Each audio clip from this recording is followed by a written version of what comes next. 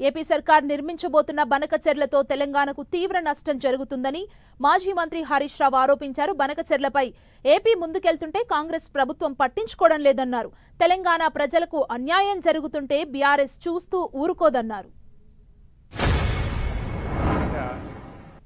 Banakacherla project పెను ప్రమాదంగా మారబోతా ఉన్నది.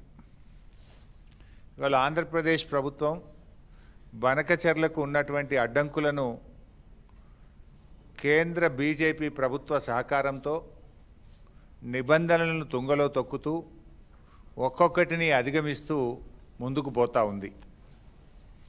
కానీ ఈ రాష్ట్ర ప్రభుత్వం, ఈ రాష్ట్రంలో ఉన్న కాంగ్రెస్ ప్రభుత్వం రాష్ట్ర ప్రయోజనాలు కాపాడాల్సింది పోయి, రాష్ట్ర హక్కుల కోసం పోరాటం చేయాల్సింది పోయి, నిమ్మకు నీరెత్తినట్టుగా రేవంత్ రెడ్డి ప్రభుత్వం వ్యవహరిస్తూ ఉంది.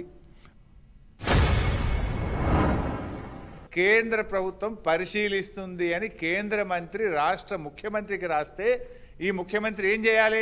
నువ్వు అసలు ఎట్లా ఎగ్జామిన్ చేస్తావు? వరద జలాల మీద ఈ దేశంలో ఇప్పటి వరకు ఏదైనా ఒక ప్రాజెక్టు అనుమతించిండ్రా? వరద జలాల మీద అనుమతించే విధానం ఈ భారతదేశంలో ఉందా?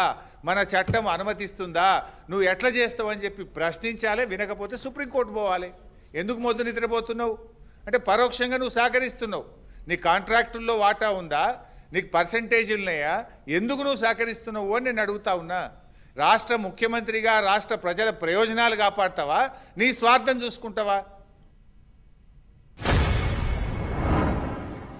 ఆంధ్రప్రదేశ్ ఇవాళ హక్కు లేని, అవకాశం లేని నీళ్లను మళ్లించుకుంటుంటే, మన హక్కును కాలరాస్తుంటే, మన నీళ్లు తన్నుకపోతుంటే రేవంత్ రెడ్డి పెదవులు మూసుకుంటాడు, కిషన్ రెడ్డి గారు, సంజయ్ గారు పెదవులు మూసుకుంటారు. ఇది ఎక్కడి నీతి? 8+8 ఎంపీలు గెలిస్తే 16 ఎంపీలు గెలిస్తే ఇదేనా మీరు చేసే పని? కేంద్ర ప్రభుత్వం నుంచి 20 రోజులైనా ఉత్తరం వస్తే నువ్వు ఎందుకు ఈ రోజు వరకు దానికి కౌంటర్ ఇయ్యలేను? అట్టెట్లా చేస్తావు? అప్రైజల్ అని సిఆర్ పార్టీకి లెటర్ రాగానే రిప్లై ఇస్తావా? ఇవ్వవా? నువ్వు ఢిల్లీకి పోయి గట్టి కొట్లాడవా? వాళ్ళు వినకపోతే సుప్రీంకోర్టు పోతావా? పోవా? ఎందుకు పెదవులు మూసుకున్నావు? ఎందుకు భయపడుతున్నావు? ఏం నీ వాటాలా? దేనికోసం? Why are you mum? Why are you not protecting the interest of the state? ఇలా కర్ణాటక అంత గట్టిగా అడుగుతుంది కదా. మాట్లాడితే నల్లమల బిడ్డ అంటాడు.